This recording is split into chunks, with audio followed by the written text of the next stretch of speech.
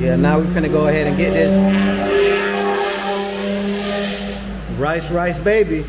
I mean, the look on my face could tell you how hard this job is. It's not an easy job at all. Like, my hands all cut.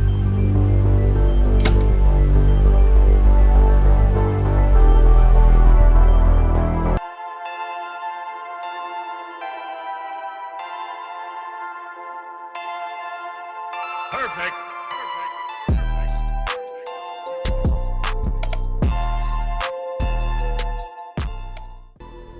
What's swinging, gang? What's swinging, gang? Today we finally putting them last couple nails in the coffin of what's stopping Sasha from getting on to her stage 3 tune, which we're hoping is to be 1200 horsepower, brake horsepower, that is. We hoping for around, I say I'd be happy with 875 all-wheel horsepower, but if we can get 900, that'd be perfect. But let me show you guys what we got. Okay, we have our stage 3 fuel pump right here. You know what it is a brand new factory fuel pump with a Walbro Hellcat added onto it, you know. So when the car reaches, I think it's 13 or 15 pounds of boost, this third fuel pump will kick in. So I'll have 4 fuel pumps on this car working at the same time, 2 low pressure and 2 high pressure. And this my 3-inch X pipe I want to get added. Hopefully get away from some of that V6 raspy sound up high in the rev limit. You know, it just sounds way too, you know, too V6 for my taste, giving me Rice vibes. And she definitely an animal. I don't need no Rice vibes in that. This is a twin turbo V8. So let's get on over here to the shop. A few moments later. Just pulled up to the shop. If you've been watching the channel for a while, you already know the shop. Infinite audio, stereo, speakers and alarms, right on 520 and Cocoa, across from K's Barbecue. You know, if you ever in this area, Central Florida, Brevard County, you know I'm gonna leave the links for the shop there. Here go the phone number. You can hit them up. The owner name is Joe. We've been friends pretty much my whole life. And for you guys that been watching the channel, we installed the MEF kit here at the shop. The MEF kit, we did everything here at the shop, you know, fail safes, relays and all of that. So to save a little money, we're gonna do this ourselves, because I mean it's easy, plug and play.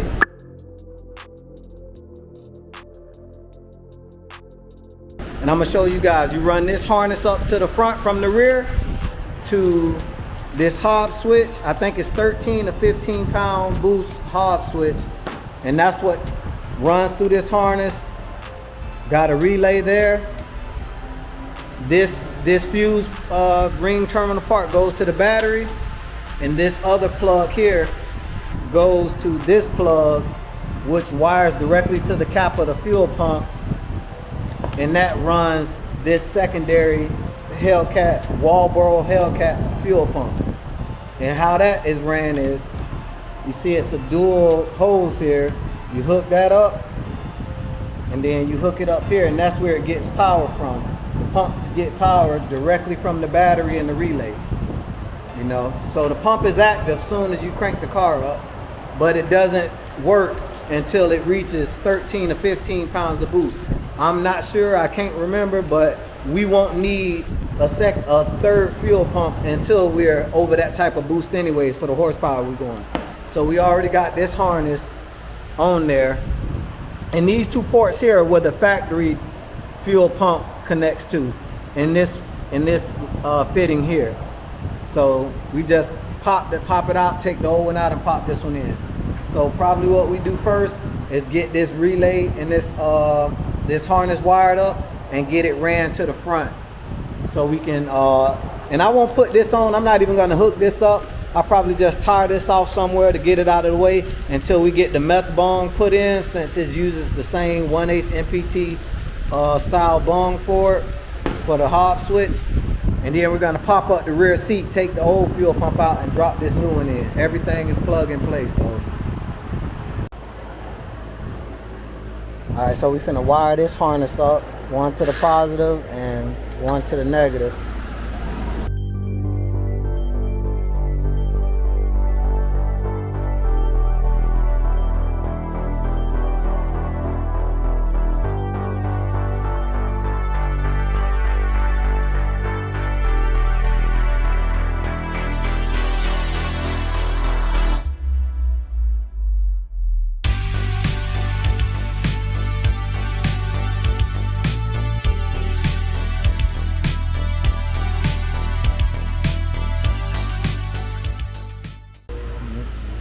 So we got the harness for the fuse and the relay hooked up, and this is the other end that goes to the pump.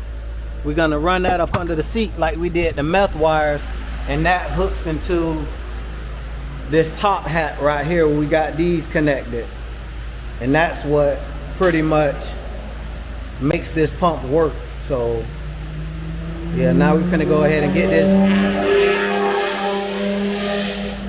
rice baby.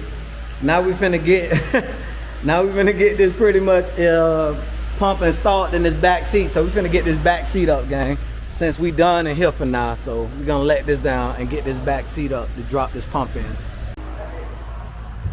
All right, gang, we got the bottom of the seat up, and it should be a level sender here, level sending unit, just a level sending unit here, because there's a 2-chamber tank.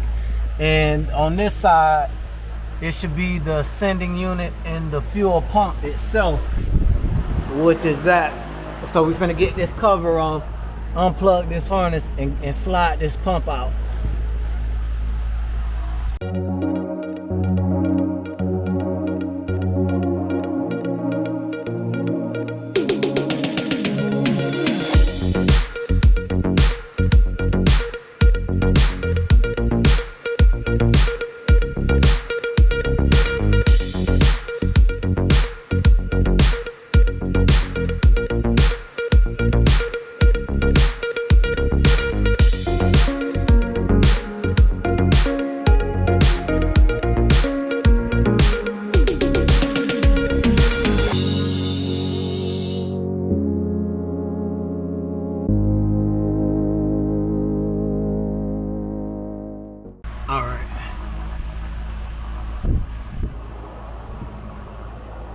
Straight up. Pull it up. I can't see anything. Just pull it straight through the middle. Oh, it's got tubes all through the middle of it. Ooh. See those tubes? Yeah, hold on a minute. Hold on a minute. Leave it right there, Joe. Hold on. Just hold it right there. Hold on a minute. A few moments later. Gang, so if you know, then you know. I wasn't looking this rough. That's the type of pressure that fuel pump put on you. Let me tell you why. All right, let me flip this around. So this is my factory fuel pump. Before I even tell you guys about this, I don't recommend doing this at all.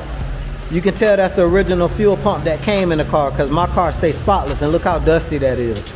But I don't recommend this at all. I don't recommend it. It's extremely hard. So this what's going on. The opening to get this fuel pump in and out is only as big as pretty much a little smaller than this hat, you know. And if this hat wasn't removable, I would have been in a world of trouble, because what I had to do is remove the hat. I'm gonna show you that it's removable. Hold on. See, it's removable. Let me get this spring, drop this spring right here. So what I had to do is remove the hat, and I had to slip the fuel pump in like this. I had to put this float, that's a float. It still has fuel in there, I think. Yeah, it's still some fuel in there. I had to slip the float in, then drop the fuel pump in. And let me show you. It didn't want to fit at first, and I'm gonna show you why. I don't know what that little piece of plastic is for at all. But we had to cut that off. And the reason we had to cut that off is because the bracket for the secondary pump, let me put this back on since I showed you that. That'll help me. Yeah. The bracket for the secondary pump sits, I think, here, right here on this side. You know, so that little piece of metal stopped it from going in, because this is protruding too. So we had to shave that off with a razor, and then it fed in. But we weren't able to put it in with the pump, because the pump comes out to about right here. So it's crazy what we did. We had to drop the bottom part of the fuel pump in, then take the hat off, then push the bottom part of the fuel pump back while fighting around the hat and close my eyes and feel for where I needed to drop the Hellcat pump on, the Walbro Hellcat pump. Not Dodge Hellcat, but that's what Walbro calls that pump, the Hellcat pump. This is the most, I mean, on the level from 1 to 100, this was 100 difficulty, definitely. Because all these connections, they had a plus and minus connection here that came down to the Walbro pump. I had to connect the Walbro pump to that, and everything had to be done by hand inside of the tank, and I only could get one hand in there. You know, if I would have knew I had to do all of that, I would have paid my engine build over at Agua Dealer to do it. You know, but let me show you that the new pump is in. As you can see,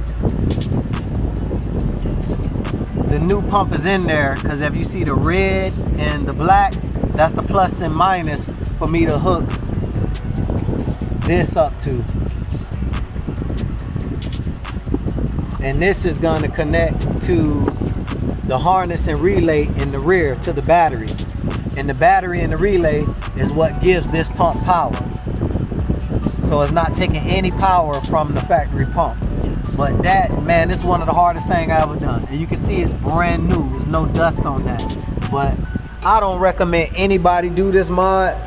Like, well, I definitely recommend the mod, but I don't recommend you do it yourself, because that was crazy. So now what we got to do is hook that up and get the, where is it? Get the harness for this Hobbs switch, which is right here.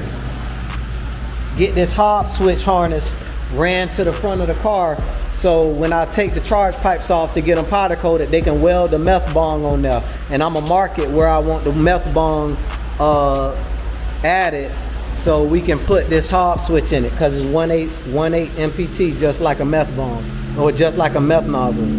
So yeah, we finna do that. I'm gonna do that off camera, gang, especially if we run into any type of thing that we just ran into this. Building horsepower is not easy, but Sasha, she's so worth it. She's so worth it.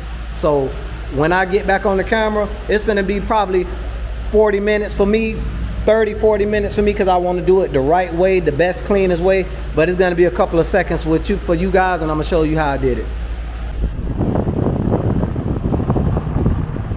And you can see this, the meth shit right here, gang. Got the nylon line and the wiring for the meth up under the seat, and we just put this plug in for the secondary fuel pump, so we got that in. And this side is going to be ran all along the floorboard and go through the same grommet I sunk the meth and the boost wire through, and we're going to send that through and tie it off in the engine bay, and then we should be done. So I'll be right back with you. All right, gang, it was a hell of a time trying to get that done. It actually took us about how long, Joe? 4 hours. About 4 to 5 hours, and I'm gonna show you the track that we took. You know, we followed the methanol and the boost track, so it wasn't as hard as drilling the new holes, but getting it ran, it was crazy. So this is the new harness here, and we had to cut the plug off of it. I got it in my pocket, actually. Let me show you. Let me grab this out of my pocket. Got this off, and this plugs directly into this Hobbs switch, and the Hobbs switch plugs into the pipe. So we ran it up, down, zip tied it here, because this is where we're gonna start going over to go inside this charge pipe. We ran it down through the firewall, and we tucked it right up along the methanol. We already started the car. The car starts fine, it runs perfect, you know, so the new fuel pump is working perfectly. But I definitely saved myself a lot of money because I don't know how much. I'm gonna ask my engine builder how much he charges for a fuel pump install, low pressure fuel pump, but I'm sure it isn't free, you know. And I just did it myself, me and Joe, for free, which I'm gonna look out for him, make sure he's good. But you know, pretty much free compared to somebody else doing it. And I mean, the look on my face could tell you how hard this job is. It's not an easy job at all. Like, my hands all cut up. You know, I was getting burned up by fuel from the cuts on the hand because the hole is so small in the fuel tank. And you got to plug all of that stuff up and connect all of that stuff with both of your hands in the fuel tank. So I'm going to be reaching out to Precision Raceworks and tell them to make those leads a lot longer for the secondary fuel pump so you can do it outside of the fuel tank.